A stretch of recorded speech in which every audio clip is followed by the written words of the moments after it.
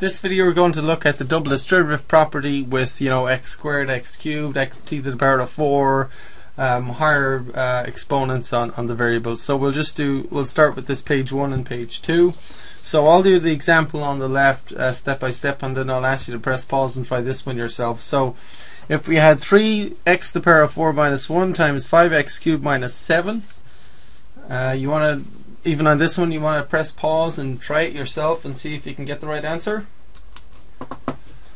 So press pause and try it, see what you come up with, and then check the video and see if you got the same thing. So again, it's the same procedure as before. And again, I like to call it the double distributive property, because you basically take this term on the left and multiply it by each term in here, and afterwards you take this term and multiply that by both. Okay, so this by both and then this one by both. So 3x to the power of 4 times 5x cubed is what? Well, you go 3 times 5 is 15, right? And what's x to the power of 4 times x to the power of 3? So again, x to the power of 4, that's 4 x's here, right? 1, 2, 3, 4. And x cubed, that's 1, 2, 3 x's. So 4 of them times 3 of them would be 7 multiplied by each other. So that would be x to the power of 7, right? And then 3x to the power of 4 times negative 7 would be what? That'd be a negative 21, right? X to the power of 4, wouldn't it? And so that's the first step, and the second step is to multiply everything by the negative 1, right? So what's negative 1 times 5x cubed? Is that just a negative 5x cubed, right? And how about negative 1 times negative 7? Positive 7, right? And do we have any like terms we need to add here? No. There's an x to the power of 7 term, an x to the power of 4 term, and an x cubed term, and then a number. And these are all different terms. They're not the same, so there's nothing there that's the same that you can add together, right? So for fun, just press pause, try this one yourself, and then check the video, see if you get the same answer. Okay, so this is the best time to make your math mistakes, because then you can play the video and learn something, figure out where you went wrong. Okay, I hope you pressed pause and tried it. I'm going to do it now. So we start with the negative 2n squared, multiply that by a negative n squared, and then multiply it by negative 10. Now, negative 2n squared times negative n squared, that's a negative times a negative, which is positive. Positive 2, and then n squared times n squared is n to the power of 4, right? Because this is n times n, and this one is n times n, right? 4n, so n to the power of 4. Now, negative 2n squared times negative 10 gives what? Positive, right? 20n squared, right? And what about 3? Now we start with 3, right? What about 3 times negative n squared? And then 3 times negative 10. What does that give you? So that would be negative 3n squared, right? And then minus 10, right? And then if we add like terms, what do we get? Is there any like terms to add there? This time there are like terms to add, aren't there? Because we've got an n squared here and an n squared here. These are both like terms. We can put them together. But we can't, not the n to the power of 4. That's a different term.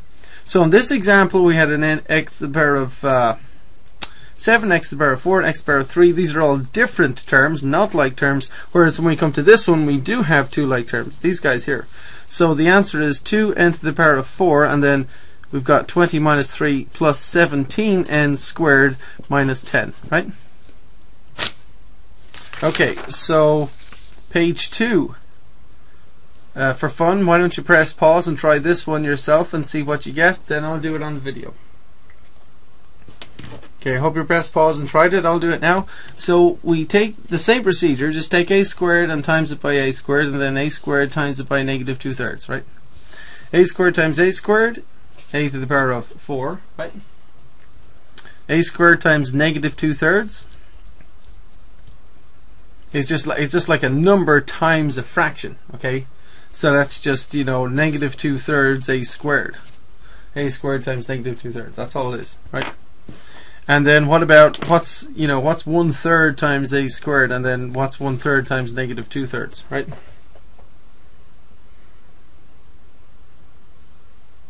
A third times a squared is, positive plus 1/3 a squared. That's all it is, right? What's 1/3 times negative 2/3? Well, a positive times a negative is what? Negative, right?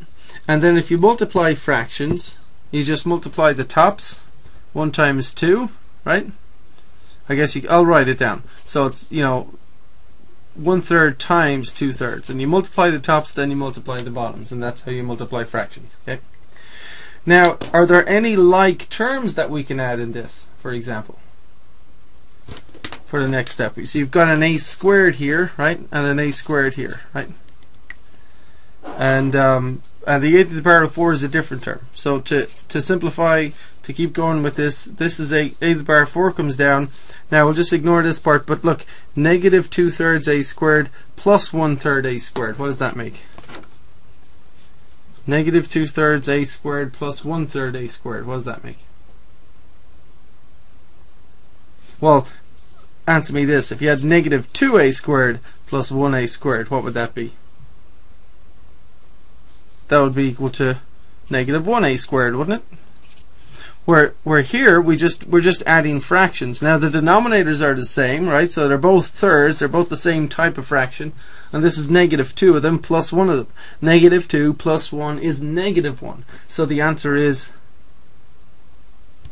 right, it's negative 1/3 a squared, isn't it? Right? And then we have minus and a third times 2/3. 1 times 2 is 2. 3 times 3 is 9, right? So that's the answer here. So press pause and try this one yourself. T to the power of 4 minus 3/5 times t plus 4/5. Press pause, try that one yourself. Okay, I hope you've tried it. I'm going to do it now. So t to the power of 4 times t, and then t to the power of 4 times 4/5, right? T to the power of 4 times t, that's 4 t's times another t, gives us t to the power of 5, right? T to the power of 4 times 4/5 gives us positive plus, 4/5 t to the power of 4, right? What about negative 3/5 times t, and then negative 3/5 times 4/5? Negative 3/5 times t is simply negative 3/5 t, and negative 3/5 times positive 4/5 is negative, right? And if you want, you can write down 3 over 5 times 4 over 5. Okay, and then multiply it. In fact, I'm gonna multiply this right soon. Okay, so do we have any like terms this time? We don't, do we? Because this is a t to the power of 5. This one's a t to the power of 4. This is just a t, and this is just a number. So there's no like term. So we just go, okay, the answer is t to the power of 5 plus 4/5 t to the power of 4, minus 3/5 t, and then minus, and then 3 times 4 is 12, and 5 times 5 is 25. And that's the answer, right?